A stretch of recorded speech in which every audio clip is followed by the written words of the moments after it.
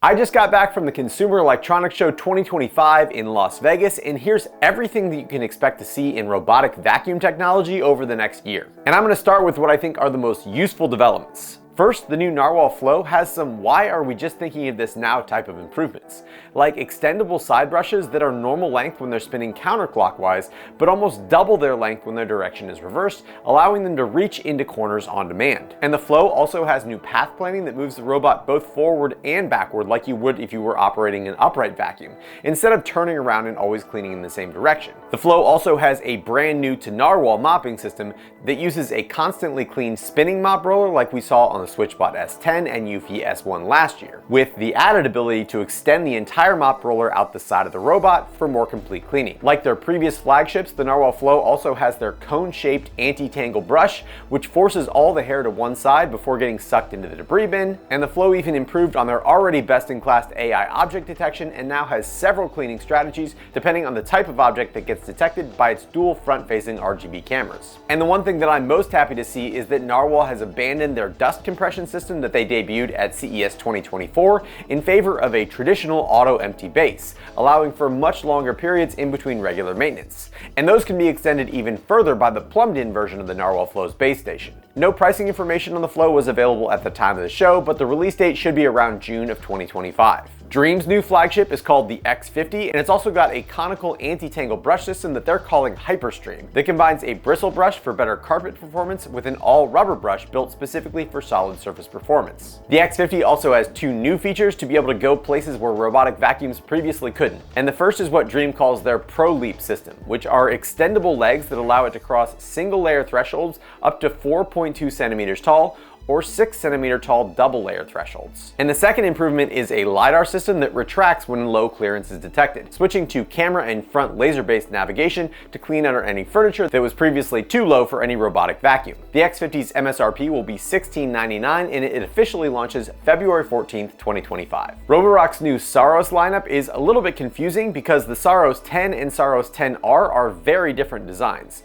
with the Saros 10 being the successor to the S8 Max V Ultra with their Vibrorized mopping system, while the Saros 10R is the successor to the Q-Revo Slim. And confusingly, Roborock will still be selling the Q-Revo Curve, which has many of the same features as the Saros 10R. Both of the new Saros models will have Roborock's Duo Divide roller brush that filters any hair into the middle of the roller system rather than the side like the Narwal and the Dreame systems, and both have retractable side brushes, but the Saros 10 also has a retractable LiDAR system, which is similar to the Dreame X50s, while the Saros 10R completely forgoes any top-mounted LiDAR for their new StarSight navigation system. And just based on looking at their designs, I'm going to guess that the Saros 10 is going to have better vacuuming performance, and the Saros 10R will be better at mopping and also have better navigation and object avoidance. And then there's the Saros Z70, which is completely different, but we're going to talk about that at the end of the video. A new robotic vacuum company called Mova had a pretty huge booth at CES this year, and while they could end up being excellent, their vacuums really look like a Frankenstein's monster of parts from other brands.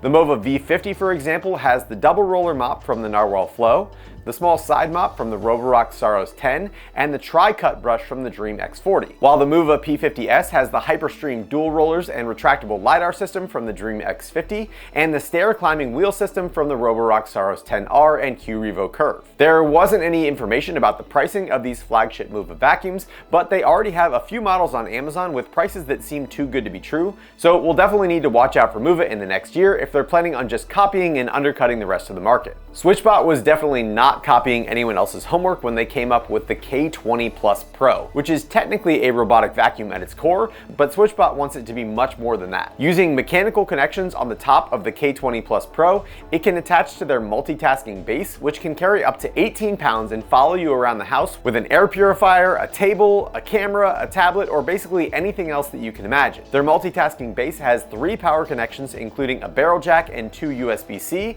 and it's Switchbot's hope that the K20 Plus will be embraced by the DIY community, and they say that the connection system and the interface will be very 3D printing friendly to support whatever applications you can dream up. The K20 Plus Pro's charging station also performs all the traditional charging and auto empty tasks, but it also supports Switchbot's new Light Sweep handheld stick vac, and it's got spots for all the accessories, and the base can automatically charge and empty the stick vac as well. Switchbot hopes to launch both the K20 Plus Pro and all of its accessories in May of 2025. 2025, but final pricing wasn't available at the time of the show. Eufy had another pretty unique take on robotic vacuums this year with their E20, which has a handheld stick vacuum built into the robot itself. And when it's detached, the E20's handheld portion has 30,000 pascals of suction, while when it's in the robot vacuum, it's closer to 8,000 pascals. Because it's all in a single unit, the base station can then auto-empty both the handheld unit and the robot, and you know that your handheld will be completely charged whenever you need it. The E20 will launch in February 2025 with an MSRP of $549, which does seem a little bit high to me for a basic robotic vacuum without a mop, so we'll have to see what the market thinks. Ecovacs also had their own take on converting your robotic vacuum into a stick vac with the X5 hybrid,